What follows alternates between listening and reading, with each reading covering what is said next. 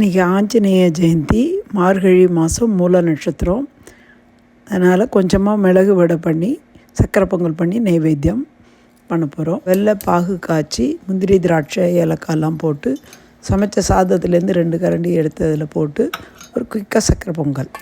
சுட சுட சாதம், வாழைக்காய் கறி, புத்துருக்கு நெய், தயிர் பச்சடி, பருப்பு, உருளைக்கிழங்கு சாம்பார், தக்காளி ரசம்.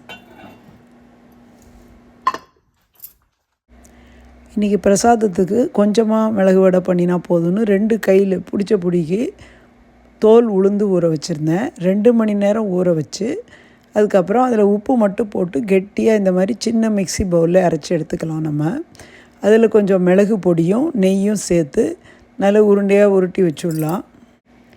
இந்த மிளகு வடை மாவை வட்டமாக தட்டி நம்ம ஒரு ஷீட்டில் தட்டிட்டு அப்படியே நம்ம எடுக்கலாம். நான் கொஞ்சமாக எடுத்து இந்த மாவுக்கு 11 வடை வந்தது.